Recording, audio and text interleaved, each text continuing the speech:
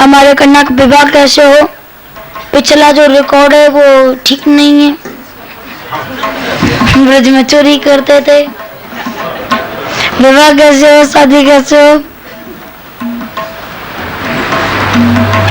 लेकिन फिर भी सुखदेव जी महाराज बोले लेकिन फिर भी ऐसा होगा कि रुक्मिणी जी के साथ उनका विवाह हो गया। रुक्मिणी जी के साथ विवाह हो गया, लेकिन हमने तो सुना है कि वो हमारे भगवान रुक्मिणी जी को भगा के लाए थे, विवाह नहीं किया था उन्होंने। पर नहीं, पहले भगा के लाए फिर उन्होंने विवाह भी किया था। बोले तुमको हमको फिर आप विस्तार से कथा सुनाइए।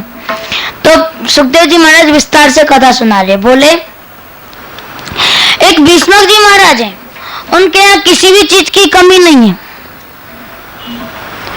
अगर धन के बारे में देखा जाए तो धन की तो बिल्कुल ही कमी नहीं है। उनके 5 बेटे, रुक्मी, रुक्मणत, रुक्माऊ, रुक्मकेश, रुक्मीमाली। ये जो 5 बेटे हैं ना, इनमें सबसे छोटे हैं रुक्मीमाली। ये कैसे? जिस भी माला को पहनते हो माला सोने की बन जाती है। इनसे बड़े हैं रुक्मकेश। इनके जो बाल है ना, ये ऐसे ही नहीं है, सोने के बाल हैं। और इनसे बड़े हैं रुक्मबाहु। इनकी तो भुजा है ना, वो सोने की भुजा है। और एक रुक्मरथ है, वो जिस भी रथ में बैठते हैं वो सोने का बन जाता है। और सबसे बड़े हैं रुक्मी। बोले रुक्मी जो है ना सबसे बड़े, बोले वो तो पूरे ही सोने के हैं। उनके तो इमासी नहीं है, पूरे सोने के बने हुए हैं। धन की कमी नहीं।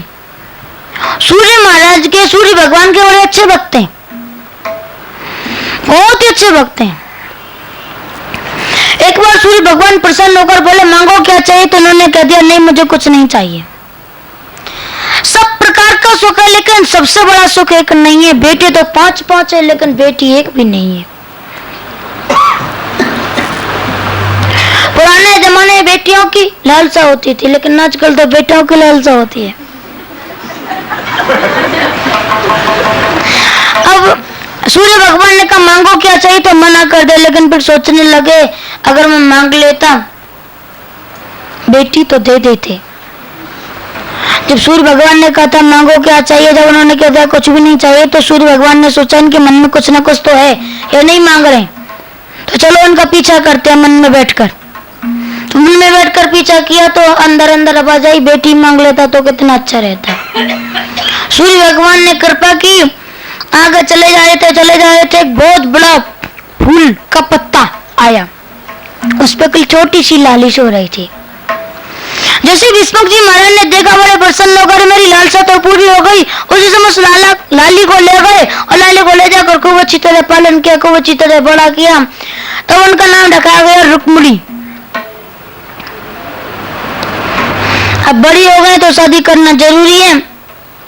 उनका सबसे बड़े भाई जो रुक्मी थे उन्होंने सोचा और सोच कर गए शिषपाल जी के पास, बात पक्की कर ली। और बात पक्की करने के बाद तब सोचा और आई रुक्मिणी जी के पास। यहाँ कर क्या देखते रुक्मिणी तो अपनी भाभी के पास बैठी हुई। रुक्मिणी जी के जो पत्नी थे उनके पास रुक्मिणी जी बैठी हुई है। रुक्मी भैया आए और आकर बोले सुनो रुक्मिणी, आज से परसों तुम्हारा स्वयंवर होगा, उसमें बहुत सारे लोग आएंगे लेकिन उसमें शिषपाल नाम का राजा भी आएगा। मैं तुम्हारी बात पक्की कर लिया, तुम उसको माला पहना देना बस, ठीक है ना। रुक्मिणी जी बड़े भैया से कैसे कहते ठीक नहीं है, हाँ ठीक है। जब बड़े भैया चले गए तो भाभी से बोली देखो ना भाभी, मेरी तो इच्छा कुछ थी, मैं तो भगवान श्री कृष्ण के साथ विवाह करना चाहती हूँ, लेकिन ये तो मेरी अभी से सगाई पक्की गई शिषपाल के साथ। रुक्मी की पत्नी बोली भाभी देखो, अगर तुम्हारी सच्ची लगन है उनसे मिलने की, अगर तुम उनसे जरूर मिलना चाहते हो, उनके साथ ही विवाह करना चाहते हो तो पत्र भेजो। अगर तुम्हारी सच्ची लगन है तो अच्छी तरह ही पत्र लिखा जाएगा, अगर अच्छी तरह पत्र लिखा जाएगा तो वो आएंगे और जरूर आएंगे, ठीक है। रुक्मणी जी ने पत्र लिख दिया, ब्राह्मण देवता को दे दिया। ब्राह्मण जी गए, हमारे कन्या को जाकर थमा दिया। हमारे कन्या उस पत्र को पढ़ने लगे। उस पत्र में लिखा था, श्रुत्वा गुणान भुवन सुंदर शृण बतामते। श्रुत्वा माने सुनना, सबसे पहले श्रुत्वा। नवदा भक्ति में भी सबसे पहला नाम श्रवणम का ही आता है। श्रुत्वा गुणान, प्रभु मैंने सिर्फ आपके बारे में, आपके गुणों को सिर्फ सुना है। भुवन सुंदर, सिर्फ मैंने आपके बारे में सुना है, देखा नहीं है, सिर्फ सुना है। मैं सुनकर ही आपके ऊपर रीझ गई और आपसे साथ शादी करना चाहती हूँ। आप मुझे लेने के लिए आइएगा जरूर, आप मुझे लेने के लिए जरूर आइएगा, क्योंकि ऐसे अच्छा भी नहीं लगता किसी बड़ी चीज को कोई छोटा आदमी ले जाए, तो इसलिए आप खुद आइएगा लेने के लिए। कहती है रुक्मणी जी पत्र में लिखती हुई, हमारे कन्हैया ने सोचा, वो ब्राह्मण देवता बोले महाराज इसमें परसों लिखा हुआ है। बोले हाँ लिखा हुआ है। बोले वो परसों आज ही है, तो अब मैं चलूं, मुझको जाकर सूचना देनी है। हमारे कन्या बोले चलूं क्या, चलते हैं ना। अच्छा चलिए। सारथी से कहते जल्दी रथ तैयार करो। ठीक है, रथ तैयार हो गया, आ जाइए। जैसी रथ में पैर रखने के लिए वो, उसी समय नजर गई, देखा थोड़ी दूर से बलराम जी महाराज आ रहे हैं। हमारे कन्या बोले तो हो गई शादी और हमने ये कर ली शादी। बलराम जी महाराज आकर बोले लाला कहाँ जा रहे? हमारे कन्या बोले मैं जा रहा हूँ। लाला कहाँ जा रहे हो?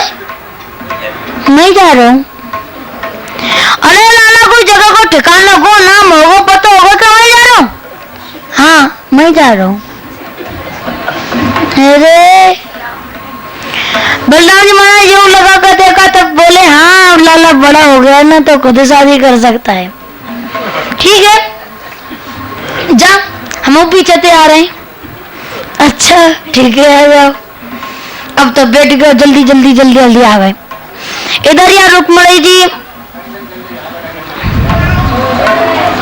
इधर यहाँ रुक्मणी जी आई हैं। अब अपनी जो देवी माँ है ना, उनकी पूजा करने के लिए, शादी से पहले पूजा करनी पड़ती है ना, तो इसलिए पूजा करने के लिए आई। इनकी देवी माँ का नाम है गिरजा माँ। गिरजा माँ की पूजा करने के लिए आई।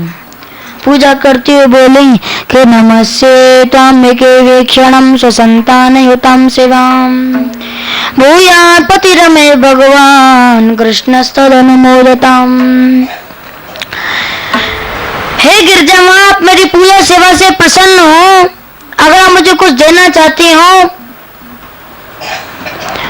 तो बस यही दीजिएगा, कृष्णस्तदनुमोदताम भूयात् पतिरमे भगवान, श्री कृष्ण मेरे पति बन जाएं बस।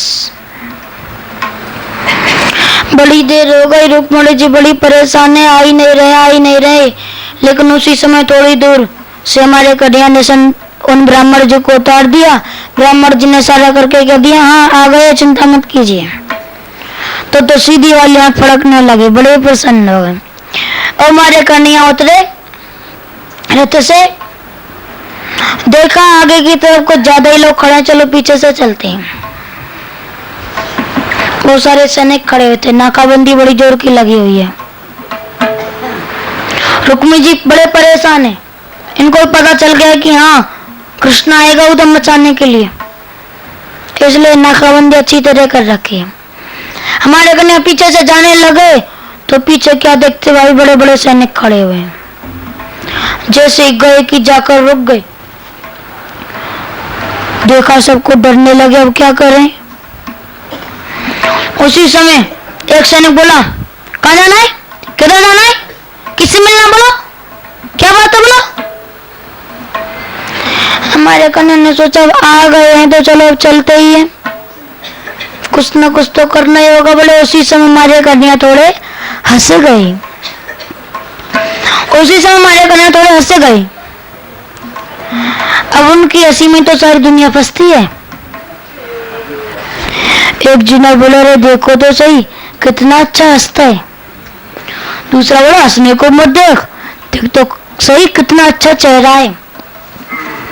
तीसरा बोला चेहरे को मत देख, इसकी जो कमर में बांसुरी बंधी है ना ये कितनी अच्छी है।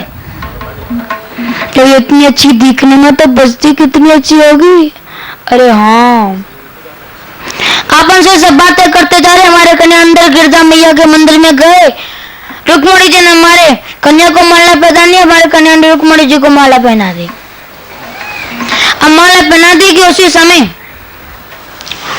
माला पहन ली, हमारे कन्या ने रुक्मणी जी को उठाया गोदी में और उठाकर आने लगे। एक जना बोला देखो तो सही कितनी अच्छी चरण पादुकाएं। दूसरा बोला सिर्फ चरण पादुका को मत देख, इनको पूरा देख, ये कितने सुंदर लगते हैं, कितने अच्छे लगते हैं। पता नहीं ना जाने राजकुमार है ना जाने ऋषि कुमार है, आया और मन का हरण करके चला गया। उसी समय एक जना बोला अरे हम सब बात ही करते रहेंगे कि रुक्मणी जी की देखभाल करेंगे, रुक्मणी जी कहाँ है? वो तो मंदिर में पूजा कर रही है, मंदिर में पूजा कर रही है, चलो चलो अंदर चलो। रुक्मणी जी नहीं है, अरे भैया रुक्मणी, अरे मुझे क्या पता, अरे भैया रुक्मणी, अरे मुझे क्या पता, अरे भैया रुक्मणी मुझे क्या पता। एक जना बोला मुझे पता था, वो जो आया था ना जिसकी हम सब बातें कर रहे थे वही तो लेके गया अभी अभी। बोले तो फिर तूने बताया क्यों नहीं? मैं जब वो लेके जा रहे थे ना तो मैंने थोड़ा अच्छी तरह देखा तो जोड़ी मुझे बड़ी अच्छी लगी, इसलिए मैंने जाने दिया, रोका नहीं। चलो चलो भागो भागो भागो। उसी टाइम पीछे भागे, थक गए, पता चला रुक्मी जी को, रुक्मी जी भागे। कहते हैं इधर शिषपाल जी महाराज बड़े प्रसन्न होकर घोड़ी पर चढ़ने के लिए तैयार हुए। सूचना मिली कि रुक्मणी जी को लेकर कन्या भाग गए। घोड़ी पर चढ़ने के लिए एक तरफ तो पैर रख लिया, लेकिन एक तरफ पैर रखने के लिए जैसे तैयार हुए सूचना मिली। बोले पिताजी से, पिताजी अब क्या करूं? बोले अब क्या करूं, उतर जाना। उतरना पड़ा, घोड़ी पर नहीं चढ़ पाए। इधर रुक्मी जी को पता चला तो रुक्मी जी आए अपने राज्य में, सारे लोगों से बोले सुनो कि कुंडनम न प्रवेश्यामि सत्यमें तद ब्रवीमि भवाम। अगर मैं कृष्ण को मारकर अपनी बहन रुक्मिणी को सीधे साधी अच्छी तरह लेकर साथ में नहीं आया तो मेरा नाम भी रुक्मी नहीं, मैं नहीं आऊंगा कुंडी नगर में वापिस। और उसी समय गए, भागे भागे भागे भागे भागे भागे गए और उसी समय जाकर थोड़ी पास जाकर बोले अरे ओ कृष्ण, अरे ओ कृष्ण, अगर तूने असली मां का दूध पिया तो आधे रुक जा, उससे लड़ाई करके देखा। हमारे कन्या ने सोचा तलवार निकाली और ऐसी रथ से कूदने को रुक्मिणी जी ने रोक लिया। बोले ज्यादा कृपा मत कर दीजिएगा, ज्यादा मत मारिएगा, अगर आपने इनको अच्छी तरह मार दिया ना, इनकी जो पत्नी है ना उन्हीं की कृपा से मैंने आपको प्राप्त किया है, वो विधवा हो जाएंगे, फिर ज्यादा मत मारिएगा। हमारे कन्या बोले देखो तो सही तुम कितनी अच्छी हो। अरे हम बन्ने मार थोड़ी जा रहे, हम तुमने न सफल चकाए हुए जा रहे। अच्छा तो ठीक है जाओ। हमारे कन्या रथ कूदे, निकाली तलवार, लड़ाई करवा शुरू हुआ और लड़ाई करते करते दाढ़ी मोचो काट गई, रूप बेरूप कर दिया, उनको बिल्कुल खराब बना दिया। रस्सी से जोर से बांधा, रथ के बगल के पहिए में बांध लिया। रथ भी चलता जाता है, पहिए भी चलते जा रहे हैं, वो भी घूमते जा रहे हैं। आहो बलराम जी महाराज दूर से देख रहे हमारे कन्हैया, बड़ा अच्छा लग रहा है, संग बाकी पत्नी मारे है, वो बड़ी अच्छी लग रही है, लेकिन जी बार बार चक्का में कहाँ है? बोले लाला जी बार बार चक्का में कहाँ है? हमारे लाला बोले, हमारे लाला करिया बोले कछु ना है, साले जी है। साले जी, साले जी ने संग गई। रुक्मी जी से माफी मांगे और उनको भगा दिया। रुक्मी कुंडी नगर वापस नहीं गए, भोज भोजकट नाम का नगर दूसरा बसले उसमें रहने लगे। इधर यहाँ भीष्मक जी महाराज चिंता कर रहे हैं, अगर मेरी बेटी को भगा के ले गया कृष्ण, अब क्या करूंगा मैं। सोचते उसी समय आंखें लग गई और उसी समय याद आया, अरे हाँ नारद जी महाराज ने मुझे एक समय बताया था कि जो रुक्मिणी जी है साक्षात लक्ष्मी जी और भगवान कृष्ण नारायण, इन दोनों का विवाह होना चाहिए। मैंने क्या किया, लेकिन ना मेरा जो बेटा था ना रुक्मी, वो बीच में बाधा डालने वाला था। अच्छा रहा वो चला गया, वापस तो आएगा नहीं, तो चलो अब अच्छी तरह विवाह करेंगे। तो रुक्मिणी जी को बुलाया गया अच्छी तरह विवाह करने के लिए। तो शुरुआत कर देते हैं, मंगलम भगवान विष्णु मंगलम गरुड़ध्वजाय मंगलम पुंडरीकाक्ष मंगलाय स्तनोहरे। अब रुक्मिणी जी इधर आ गई, तैयार होने लगी। उधर हमारे कन्या दूल्हे बन के तैयार होके आने लगे। वैसे तो हमारे कन्या हर समय सुंदर लगते हैं, लेकिन अब उनको और भी ज्यादा अच्छी पोशाक बनना देना तो और भी ज्यादा सुंदर लग रहे हैं। इतने सुंदर लग रहे हैं कि जो भी उनको देख रहा है बस देखता ही रह जाता है।